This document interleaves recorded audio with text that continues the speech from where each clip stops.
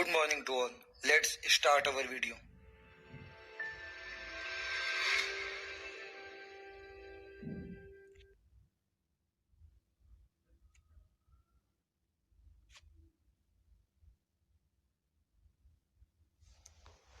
तो जैसा कि पिछली वीडियो में हमने प्रक्षेप गति के बारे में पढ़ा था, तो उसी के कुछ पॉइंट्स हम आज पढ़ेंगे।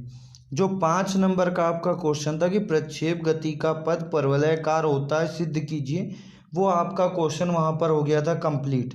अब जो बाकी चीज़ें पूछी जाती हैं 1 नंबर में या 2 नंबर में या कभी कभी 5 नंबर में पूछ लेते हैं, हम उनके बारे में आज पढ़ेंगे। तो पहले ये फिगर सेम टू सेम वही फिगर है जो उस दिन आपने बनाया था, इसको दोबारा बनाने की ज़रूरत नहीं है। बस समझिए इससे हम क्या क्या चीज़ें आज ज्ञात करेंगे। सबसे पहले मान लीजिए आप यहाँ पर हैं, इस बिंदु पर आप हैं और आप थीटा कोण पर ये कोई गेंद फेंक रहे हैं। तो जब गेंद आप फेंकते हैं तो वहाँ पर ये देखा जाता है आपने कितना ऊंचा फेंका। तो ये जो h है इतना ऊंचा आपने फेंका। फिर कितना दूर गया, तो ये जो r दूरी है ये है आपका कितना दूर गया। और कितना समय लगा पहुँचने में, यहाँ से चलकर इस तरह यहाँ पहुँचने में कितना समय लगा। ये 3 चीज़ें आप देखते हैं और यही 3 चीज़ें हम ज्ञात करेंगे।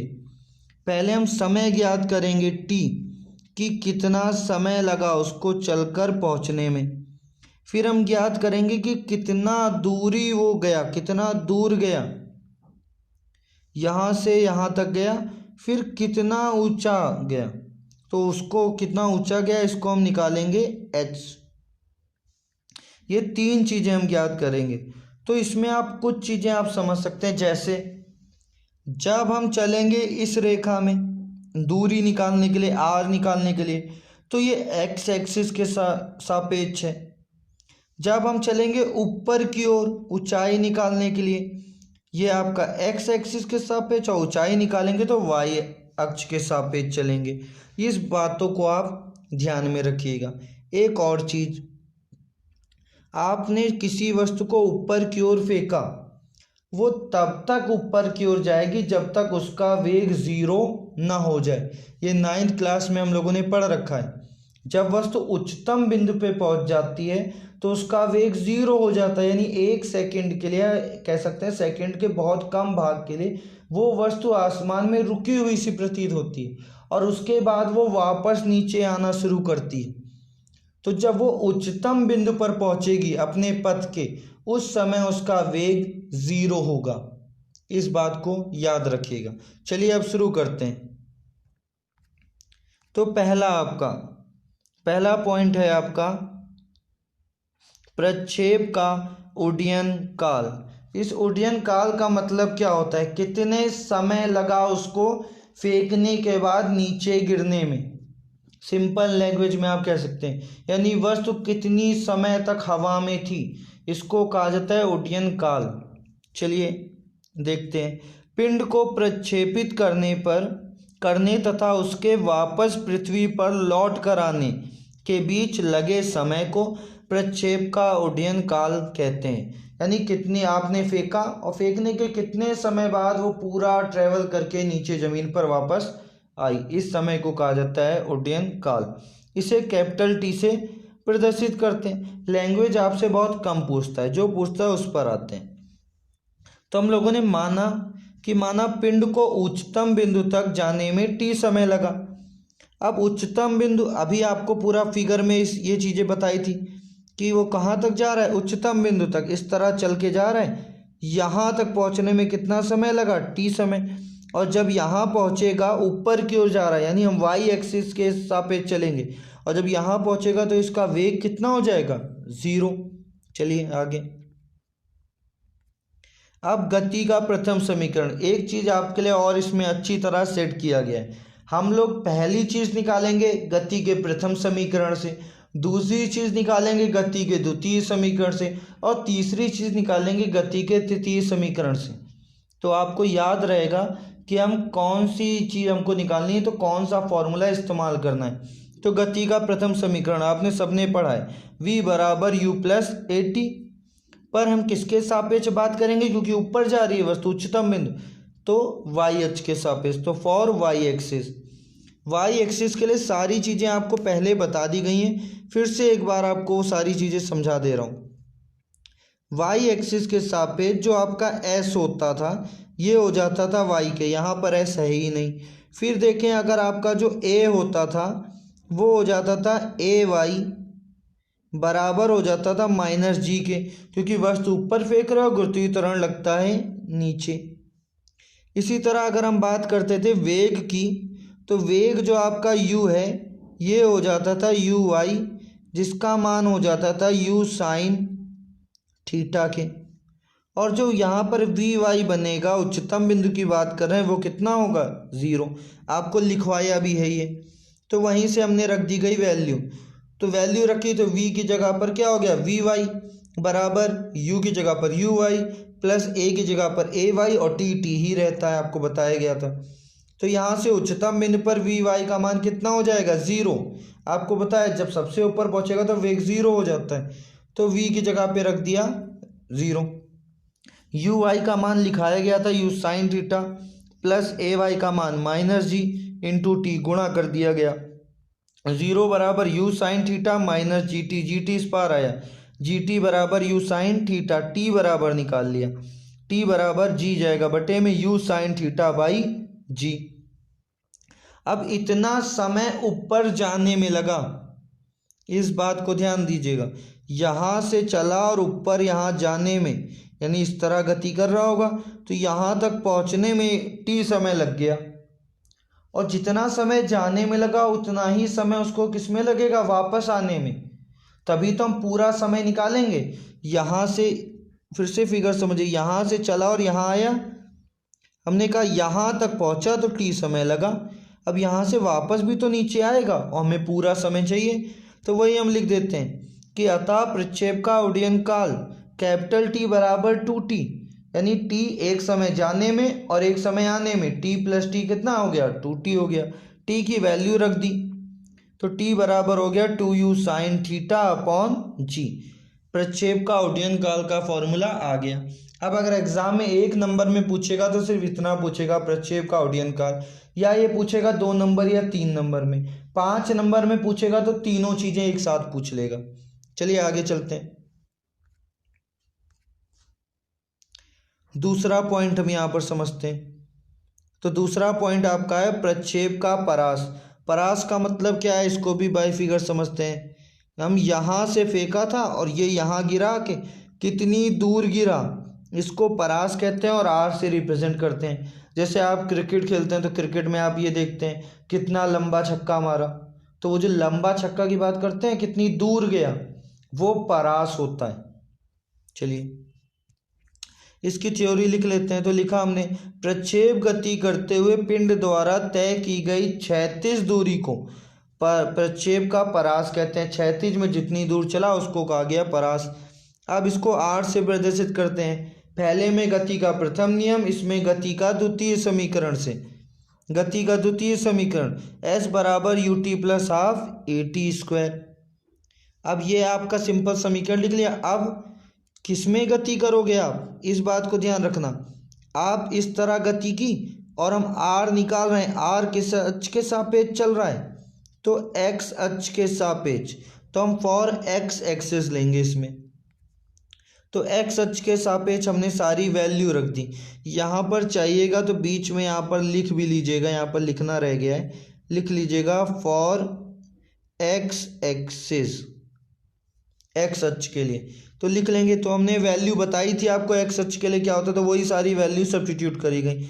s हो जाता है आपका x, u की जगह पर ux हो जाता है, a की जगह पर ax, वैल्यू रखी गई।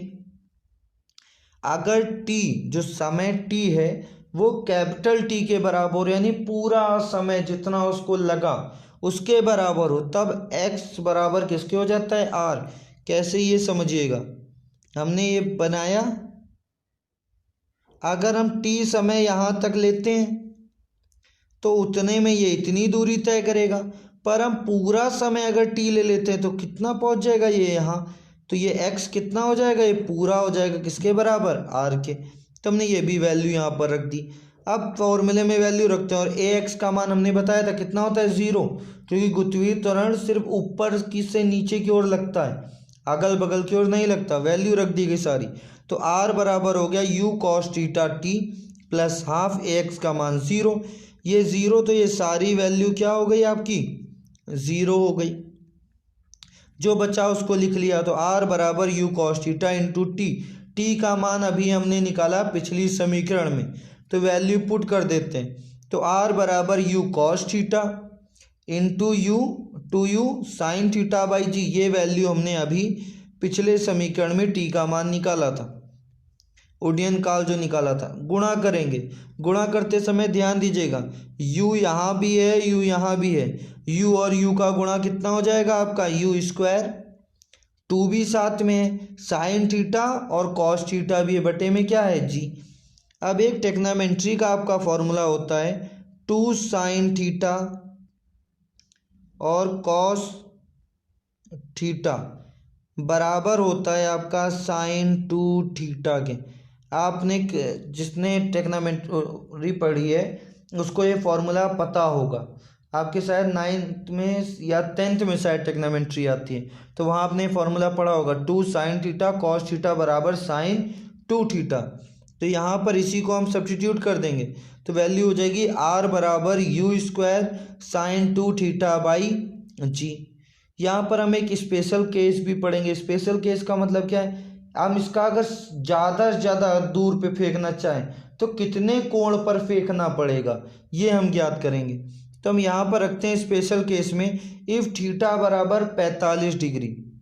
अगर हम 45 डिग्री थीटा की जगह रख दें तो आर मैक्स, क्योंकि अधिकतम मान हो जाएगा you square sine 2 into theta मतलब 45, 2 का गुणा 45 से करोगे तो 90, और साइन 90 का मान आपको पता है कितना होता है 1।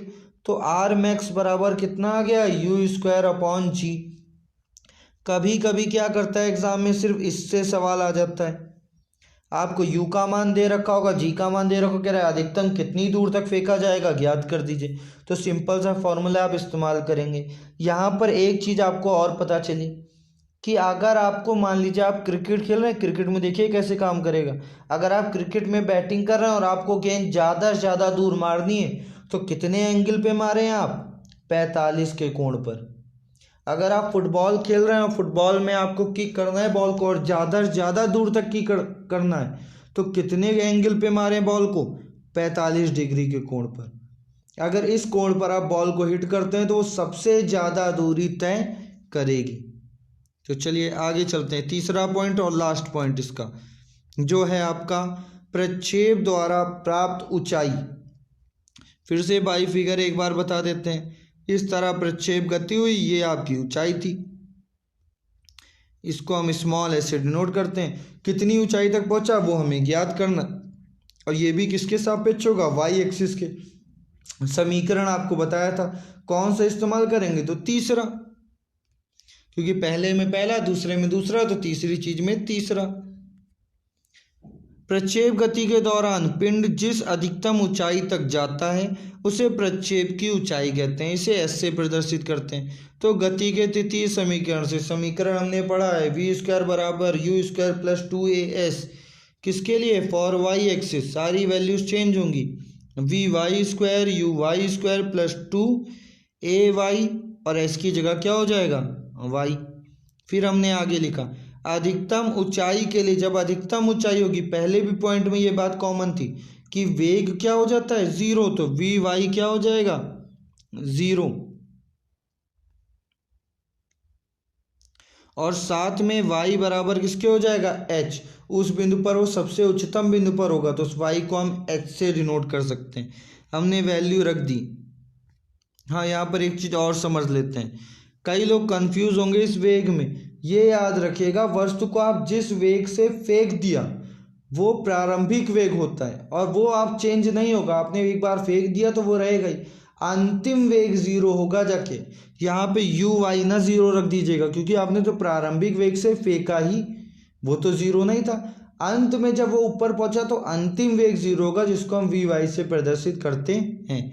चलिए आगे देखते हैं। हमने सारी वैल्यूज रख दी, तो 0 बराबर हो गया यू साइन थीटा का होल स्क्वायर, क्योंकि यू वाई बराबर यू साइन थीटा होता है, प्लस 2 ए वाई का मान माइनस जी इंटू एच गुणा कर दिया गया, तो you square sine square theta minus 2GH इस पार आ गया, 2GH बराबर हो गया you square sine square theta, H बराबर 2G भेज दिया गया बटे में। तो ये आपकी फाइनल इक्वेशन हो गई। इसमें भी एक स्पेशल केस, इफ थीटा बराबर 90 तो एच मैक्स बराबर u square sine square 90/2G, तो एच मैक्स बराबर यू स्क्वायर 2G साइन 90 का मान 1। अब इससे क्या बात साबित हुई, अगर आप कैच वाला फेंक रहे हैं, आपको किसी वस्तु को एकदम सी ऊपर ऊंचाई तक फेंकना है, तो आप कितने कोण पर फेंकें, 90 कोण पर। इसका मतलब सीधे ऊपर की ओर फेंकिए, तभी वस्तु सबसे ज़्यादा ऊपर जाएगी।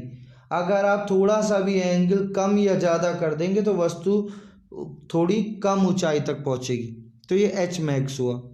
तो आपका आज के लिए इतना ही, लगभग आपका ये चैप्टर भी फिनिश हो गया है। इस चैप्टर में इम्पॉर्टेंट पॉइंट इतना ही था, एक जो हमने पहले पढ़ा, 2 वीडियो में चैप्टर खत्म। कुछ पॉइंट और आपके बच्चे हैं इसमें, जिनको एक और वीडियो में कंप्लीट कर दिया जाएगा, पर वो आपके लिए इतना ज़्यादा इम्पॉर्टेंट नहीं है। तो आज के लिए इतना ही।